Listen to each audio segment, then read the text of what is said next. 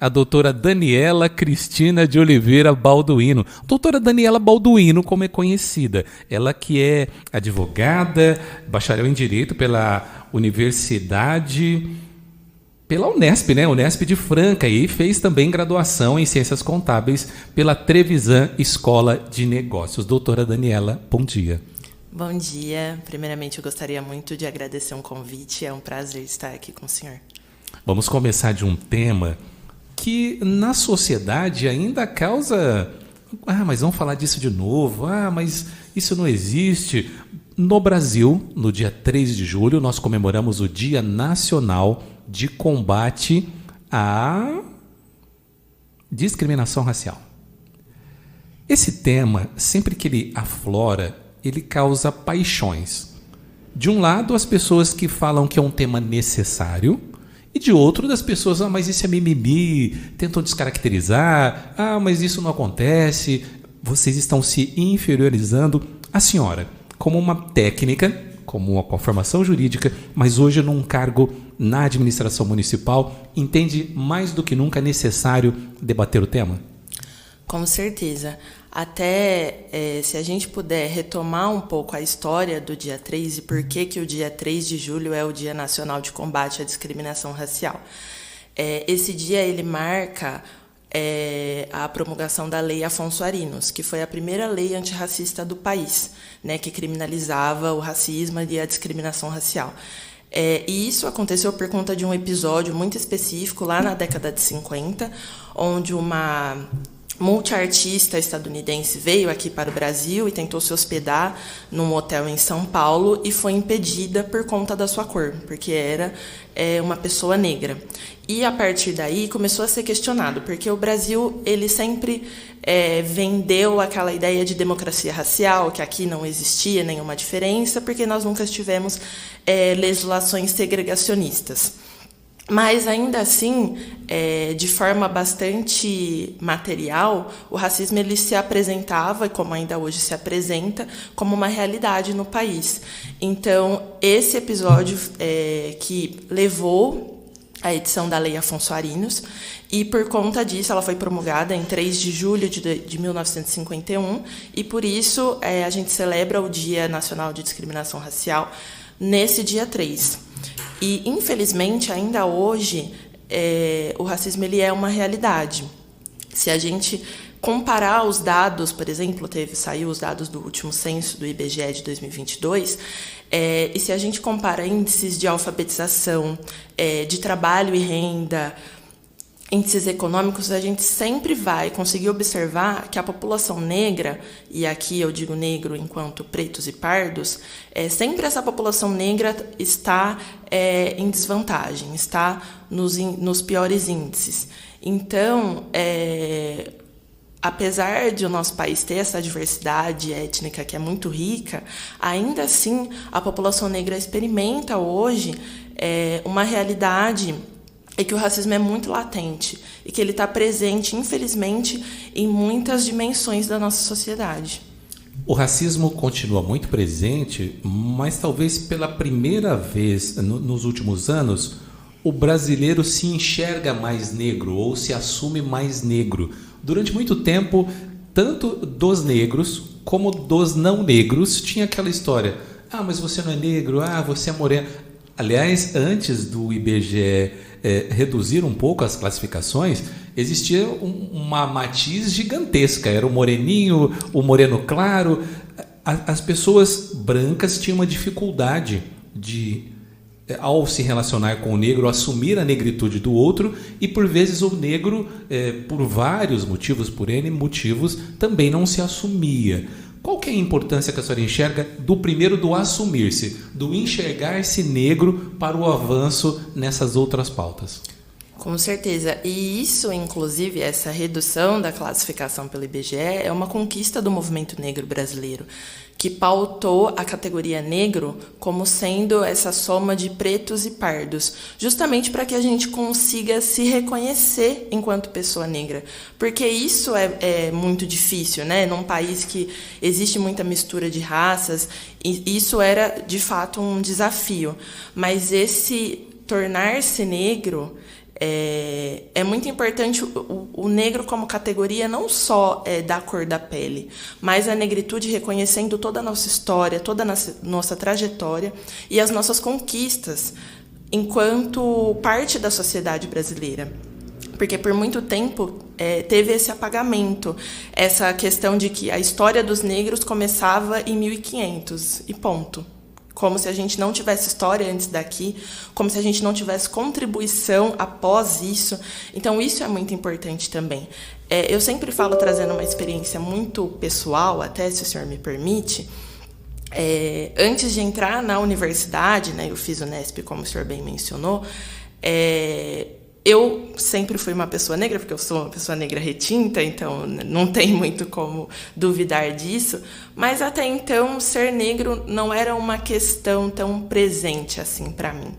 E quando eu fui até a universidade, que é um espaço onde a grande maioria das pessoas são brancas, principalmente uma universidade pública, é quando você começa a perceber ali que a questão do ser negro ela tem um peso diferente para a gente, porque você está naquele espaço e as pessoas não se parecem com você.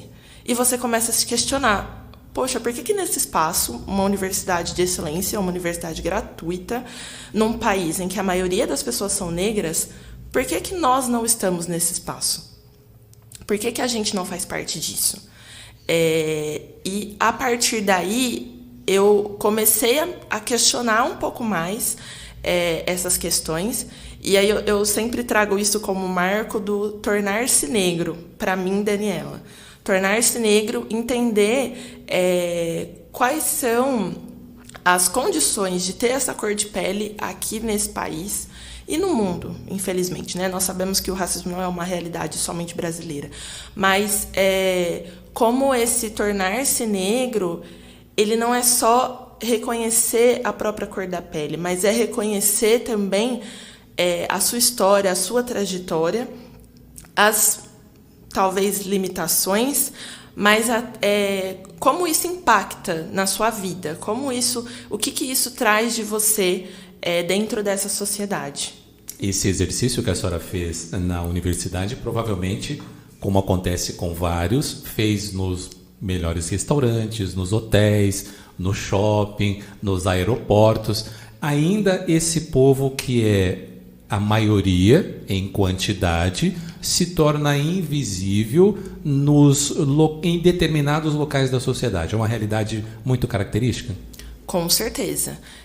Inclusive, eu trago isso até para o lugar onde eu trabalho. Eu trabalho hoje na administração pública municipal e nós não vemos tantas pessoas negras assim como deveria, né? E, infelizmente, isso acaba se tornando um exercício muito difícil de não pertencimento, às vezes, né? Parece que a gente não pertence àquele espaço. E nessa visão do reconhecer-se e do trazer as pautas, o movimento negro tem uma importância muito grande. Olhado por algumas pessoas de um modo não muito positivo, as mudanças na legislação, os debates na sociedade, o que a gente acaba visualizando hoje, se deve muito a os vários grupos que integram esse movimento negro. E em Ribeirão Preto, como está a atuação do movimento negro hoje e qual tem sido o relacionamento dele com a administração municipal? É bastante interessante o senhor trazer esse ponto, justamente porque toda e qualquer conquista ela veio do movimento negro, né? Ela veio desse movimento social que vem tensionando essa ideia que a gente tem de igualdade racial hoje, de promoção da igualdade racial. Tudo isso advém de movimentos sociais que tensionam esse limite, né, do que é do jurídico, o limite do legal, o limite da administração pública. Porque hoje, se a gente tem uma divisão de igualdade racial dentro de uma administração pública municipal, isso não surge do nada. Isso surge de várias pessoas, de vários movimentos, de vários coletivos que questionam isso na sociedade e que começam essa discussão para que hoje a gente possa ter essa unidade dentro da administração. Eu quero consultar a produção, se está no ponto já, a nossa entrevista. A senhora participou, eu estive também essa semana, de um momento mágico aqui em Ribeirão Preto, justo no dia 3, na data, a Câmara Municipal de Ribeirão Preto outorga o título de cidadão ribeirão-pretano a Carlos de Assunção, que é uma das referências para todo o movimento negro brasileiro, mais do que isso, para a sociedade brasileira. Vamos soltar a nossa entrevista agora. Doutor Carlos Assunção, o senhor tem uma relação muito grande com Ribeirão Preto, está sempre aqui no Sarau Preto, Sarau do Odilon, Feira do Livro. Como que o senhor recebeu essa homenagem de ser agora cidadão ribeirão-pretano? Isso tudo é maravilhoso. Olha só, eu fiquei surpreso quando soube que eu sou agora cidadão ribeirão-pretano. É uma maravilha. Eu adoro essa cidade. Aqui tem muita amizade. É uma cidade de gente muito boa. Nada como ser concidadão de muita gente boa. Eu estou maravilhado com tudo isso. E a entrega do título num dia marcante, Dia Nacional de Combate à Discriminação Racial. Uma pessoa tão importante nessa luta e uma data tão importante. E como que o senhor faz essa junção e que menção o senhor deixa hoje para o povo preto, para toda a comunidade, sobre essa caminhada poética, mas principalmente de luta que o senhor tem? Olha, eu estou recebendo esse título de uma maneira tão maravilhosa. E eu recebo, sim, tudo isso, sabe? Mas recebo em nome do nosso povo negro, que está à margem da vida nacional. E, no entanto, nós é que construímos este país quase sozinhos. É uma maravilha. Eu estou contente demais, emocionadíssimo. Eu quero agradecer aos vereadores, né, que viram na minha pessoa alguma importância, mas a importância não é minha, como eu já disse, a importância é do nosso povo negro, repito, que precisa sair dessa situação difícil pela qual está atravessando. E agradeço principalmente a vereadora Duda Hidalgo. Eu ia falar Fidalgo já. Que dedicada à vereadora e que deu essa satisfação muito grande para nós. Muito obrigado. Muito obrigado. Vereadora Duda, aqui na Câmara tem uma brincadeira que as pessoas falam assim: esse projeto só não é perfeito porque não fui eu que fiz. Quero parabenizá-la pela iniciativa. E qual que é a representatividade, qual o significado de escolher Dr. Carlos Assunção como cidadão ribeirão-pretano? Dr. Carlos Assunção sempre fala, né, que não é sobre é sobre nós. E que essa homenagem ela não sirva só para homenagear o seu Carlos, mas que ela sirva para inspirar muitos outros daqui da nossa região e dizer que a gente não só pode, como deve ocupar esses espaços. Infelizmente, ao longo da história da Câmara Municipal, a gente teve pouquíssimos negros e negras que foram homenageados. E é uma honra para mim poder homenagear alguém do tamanho da grandeza de seu Carlos, e conceder para ele esse título, que é essa honraria de ser considerado cidadão ribeirão-pretano. E isso não é só algo que é uma solenidade, que é uma homenagem, é muito maior do que isso. É o reconhecimento de alguém que plantou resistência e que colheu muita consciência. E a data hoje muito simbólica, o Dia Nacional de Combate à Discriminação Racial. Como tem sido travadas as batalhas aqui, como tem sido os encaminhamentos nessa conscientização também na classe política das pautas do povo negro? A gente precisa, infelizmente, avançar ainda muito mais. Ao longo dos anos, a gente conseguiu conquistar muitos direitos e fazer com que esses espaços se tornassem espaços mais democráticos. mas muitas vezes eles ainda demandam muito aquilombamento. E hoje é dia de aquilombar essa Câmara Municipal, de mostrar que o povo negro pertence a esse espaço e que a gente não vai recuar, não. Parabéns pelo trabalho. Muito obrigada. A sua melhor companhia. Rádio Nova Ribeirão. Estamos conversando com a doutora Daniela Balduino, hoje retratando, debatendo, falando sobre o Dia Nacional de Combate à Discriminação Racial. Doutora Daniela, a vereadora Duda falou, Carlos Assunção também sempre fala, não é sobre um, é sobre todos, é sobre nós. E hoje a senhora, que estando num cargo público, numa divisão que cuida desse tema, é como se fosse todos nós também sentados ali, contemplando Carlos de Assunção. Qual é a sensação da senhora? É como ver a história na sua frente, sair dali abastecida, com mais energia para continuar a caminhada. Fala um pouquinho de como foi participar dessa noite maravilhosa. Foi, assim, muito emocionante. Eu conheci o senhor Carlos de Assunção, eu tinha uns 15 anos, eu acho. E desde aquele dia eu fiquei, assim, completamente apaixonada. Acho que várias pessoas falaram essa palavra no dia 3, que são apaixonadas por ele, e eu me incluo nelas. Eu tenho até hoje o livro autografado por ele, o Protesto. Então, o senhor Carlos de Assunção é um senhor de 98 anos. Eu tenho 26 e estou hoje à frente da Divisão de Igualdade Racial. E eu acho que isso é uma responsabilidade tremenda, assim, que às vezes até assusta um pouco.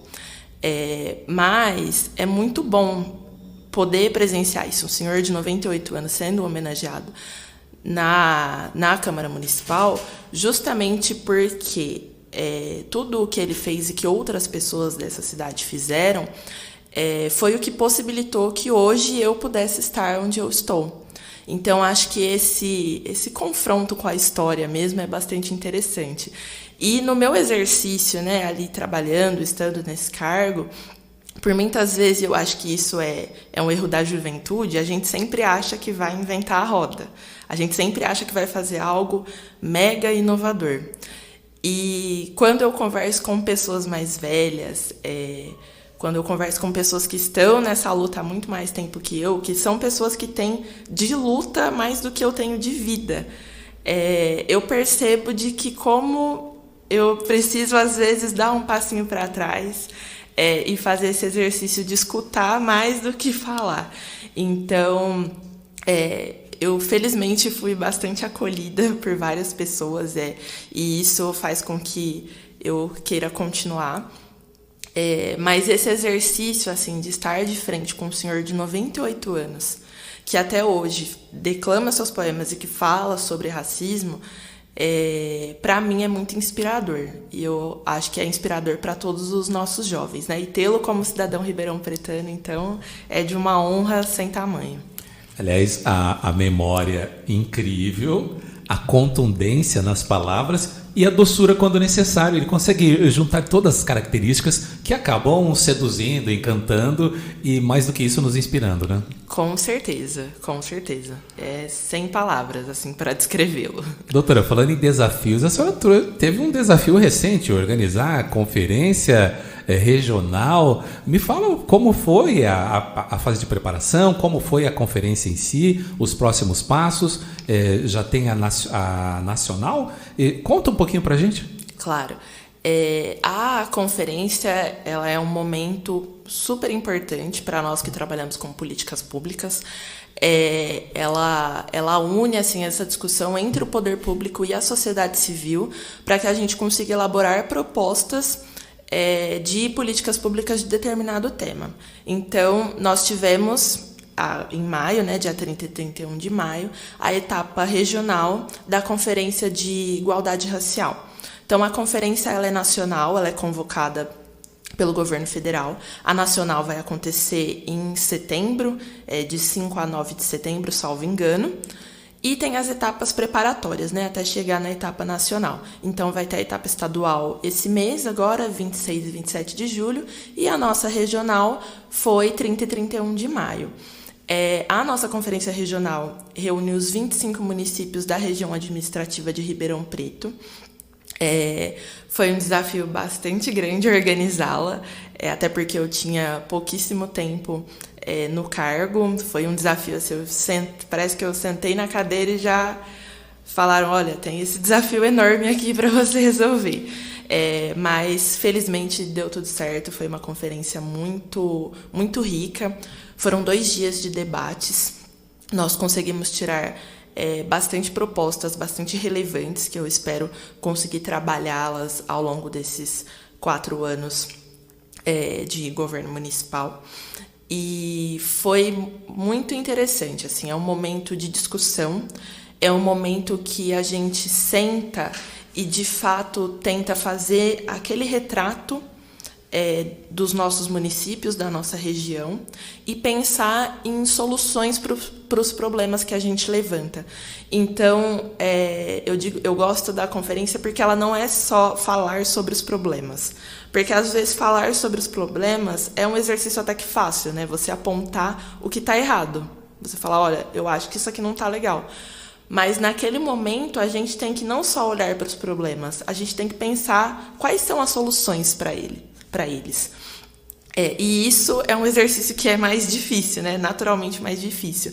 Mas eu acho que a gente fez uma ótima conferência, fizemos excelentes propostas. Eu estou agora disseminando a palavra da conferência na administração municipal. Então, todas as reuniões que eu vou com os secretários, eu levo a minha pastinha debaixo do braço com as propostas, para que todos conheçam e saibam o que nós estamos planejando, o que a sociedade civil de Ribeirão Preto espera da administração pública municipal. Então, ele é um exercício que não terminou no dia 30 e 31 de maio, né? Na verdade, o que a gente espera é que a conferência ela tenha sido um início do que será o nosso trabalho daqui para frente. A senhora falou agora há pouco do inventar a roda, e no processo de conferência você dá uma pesquisada nos anos anteriores, nas conferências anteriores, nos cadernos de propostas e naquelas aprovadas, e algumas acabam sendo recorrentes. Todo ano ou a cada conferência encaminha determinado tempo, alguma política pública é implementada, outra não. O que a senhora poderia destacar de demandas? O que a senhora sentiu aqui das propostas que foram aprovadas pela região de Ribeirão Preto? Quais a senhora fala assim, puxa vida, isso aqui dá para ir, dá para avançar, ou isso aqui é necessário, isso aqui foi mais cobrado, dá para puxar algumas assim?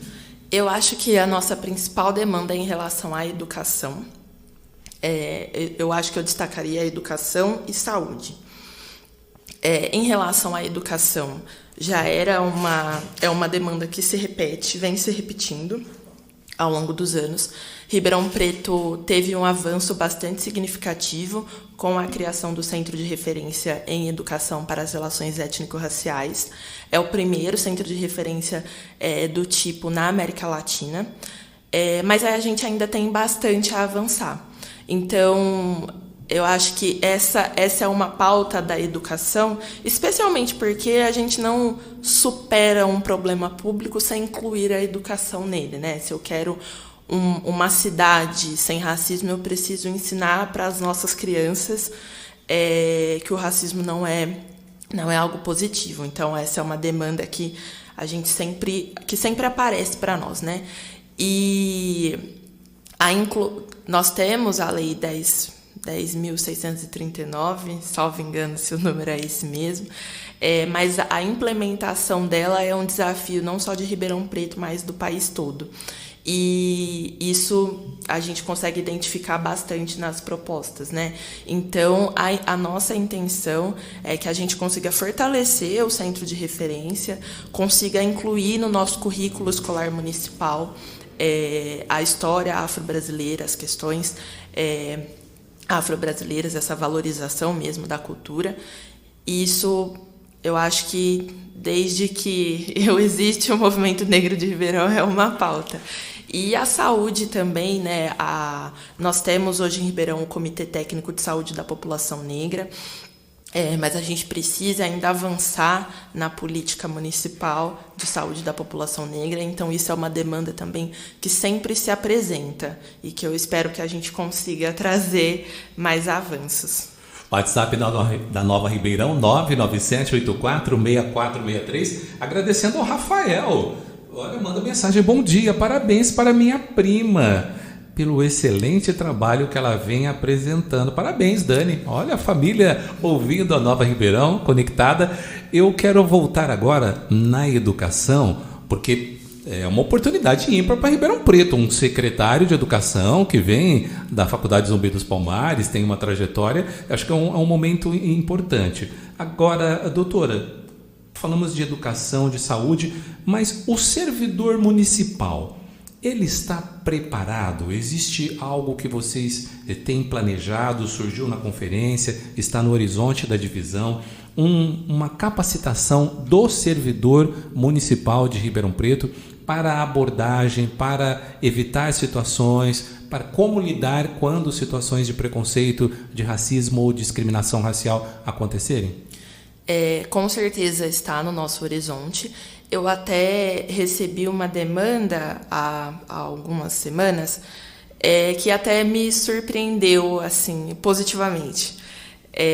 Eu recebi uma demanda da Secretaria da Fazenda para falar sobre, olha, a gente nunca teve esse tipo de treinamento, de capacitação em relação ao racismo. Nós temos muitos servidores que fazem atendimento ao público.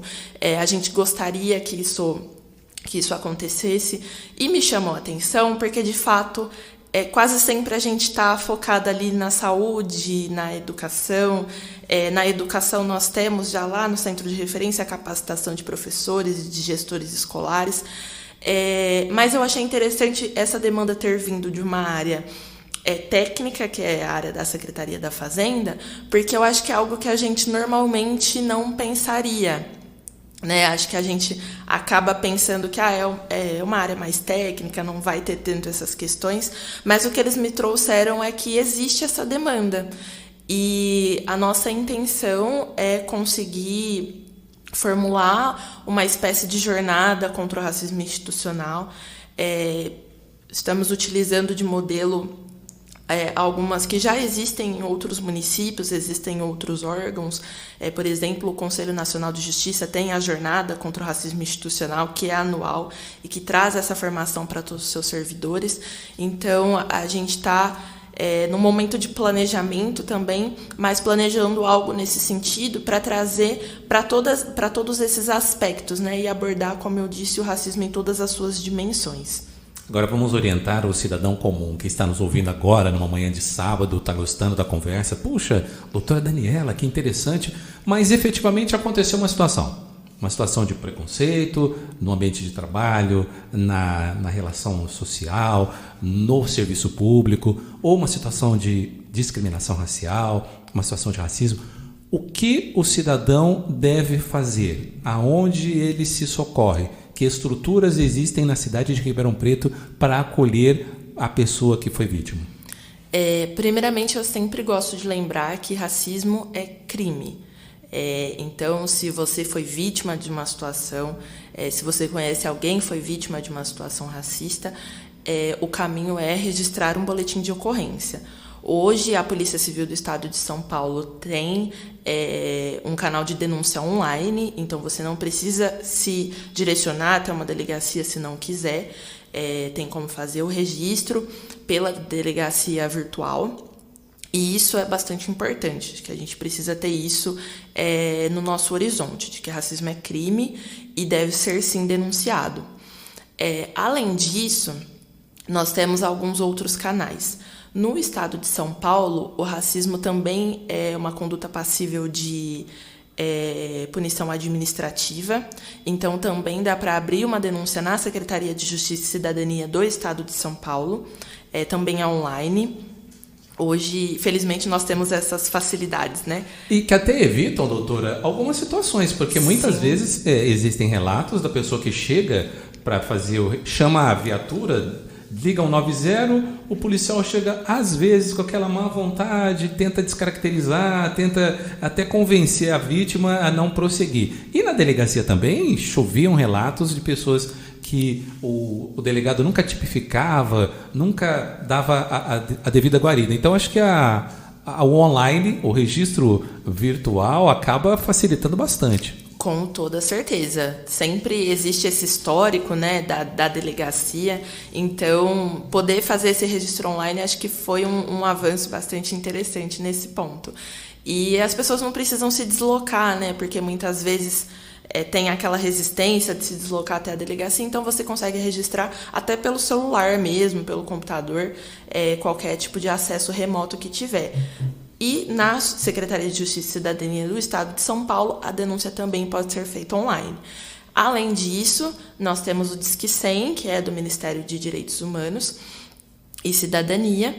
E caso a pessoa tenha sido vítima, por exemplo, em um atendimento do município de Ribeirão Preto, o município tem a ouvidoria, né? Existe a ouvidoria do município de Ribeirão Preto, existe o serviço de atendimento ao munícipe, que também está disponível no portal da prefeitura, também é possível fazer uma denúncia online, é possível fazer uma denúncia anônima também, e nós sempre solicitamos isso, né? De que caso alguém tenha sofrido qualquer tipo de situação desse tipo no nosso município, que registre pelos canais oficiais, para que a gente consiga tomar as devidas providências. No caso do Disque 100, ele recebe outros tipos de crime também, violência contra a mulher, e existe uma integração, a pessoa registrou no Disque 100, o próprio federal aciona os mecanismos ou ele tem uma proximidade com o município? Como que é na prática? Ele aciona. Quando recebe uma denúncia no Disque 100, se ela for direcionada, né, para o município de Ribeirão Preto, algo que tem ocorrido no município de Ribeirão Preto, depois o próprio sistema do governo federal direciona para que a gente tome as devidas providências. Vamos mandando um abraço para Karina Bento. Olha, a família toda mobilizada. Orgulho da minha irmã, doutora Daniela, dialogando sobre um assunto tão importante nos dias atuais. Parabéns, doutora. Família extremamente importante para quem assume cargos públicos, desafios enormes como esse, né? Com certeza. E a minha está sempre comigo. O senhor me viu no dia 3 na Câmara Municipal, estava acompanhada da minha mãe. Mamãe ali escoltando, né? A minha está sempre comigo. Um abraço para todos, amo vocês. Doutora, o que mais a senhora gostaria de registrar sobre a data e sobre a sua atuação, sobre a estrutura da Prefeitura Municipal de Ribeirão Preto? Eu gostaria só de pontuar que nós existimos e que a administração pública municipal ela tem esse dever de se preocupar com a promoção da igualdade racial dentro da nossa cidade. Eu estou no cargo desde janeiro, e desde janeiro eu recebi várias pessoas, né, que me procuraram, que foram até lá dialogar comigo. Então eu gostaria de deixar esse canal aberto. No portal da prefeitura tem o nosso e-mail, tem o nosso telefone, então eu gostaria muito de deixar esse canal aberto para que a gente possa dialogar e dizer que a prefeitura de Ribeirão também é um lugar que nós devemos ocupar, que a gente deve cobrar os nossos direitos, porque nós temos essas prerrogativas. Então, gostaria novamente de me colocar à disposição. Eu sei que eu sou uma pessoa só e tenho muita coisa que às vezes não vou dar conta de tudo, mas que eu estou super à disposição, que eu espero que nesse tempo que eu esteja à frente da Divisão de Igualdade Racial, que eu possa fazer o mínimo de diferença possível. Eu me levanto todos os dias com isso em mente. Então, eu fico muito feliz de poder contar com várias pessoas, e aqui eu gostaria de destacar a atuação do nosso Conselho Municipal de Desenvolvimento e Promoção da Igualdade Racial. É um conselho bastante atuante, que tem aí 10 anos de caminhada, então eu tenho contado bastante com a atuação deles, e gostaria de convidar toda a população para participar das nossas atividades, de tudo o que está acontecendo. Hoje mesmo, agora de manhã, Logo após finalizar o programa do senhor, nós temos uma atividade lá no Centro Cultural Palace, que vai ser o reconhecimento de mestres de capoeira, que é uma cultura afro-brasileira bastante importante. Quero destacar também que nos dias 18 e 19 terão atividades do Conselho para celebrar o Dia Nacional da Mulher Negra. Né? Nós vamos ter uma atividade no dia 18 lá na Câmara Municipal, homenageando mulheres negras da cidade de Ribeirão Preto. Isso é bastante importante, né? Exaltar as mulheres negras dessa cidade. Então, gostaria de deixar aqui o convite para que a população participe das nossas atividades, participe das nossas discussões e somem com a gente na construção de uma Ribeirão mais igual. Queremos agradecer a doutora Daniela Cristina de Oliveira Balduino, ela que é a chefe da Divisão de Promoção da Igualdade Racial da Prefeitura Municipal de Ribeirão Preto, e deixar aqui a Rádio Nova Ribeirão, o programa Tudo de Melhor à disposição. Sempre que tiver alguma atividade, sempre que tiver alguma novidade, alguma informação, esse canal está aberto, pode entrar em contato conosco, nós vamos divulgar sempre com muito carinho. Alguma mensagem mais, doutora? Não, eu gostaria muito só de deixar registrado que eu estou muito feliz de estar aqui com o senhor. O senhor sempre foi uma referência para mim. Então, quando eu recebi o convite, eu fiquei muito feliz, muito nervosa também. Mas só deixar registrado que eu estou muito feliz mesmo, muito honrada de poder estar aqui com o senhor nessa manhã. Muito obrigado, que alegria.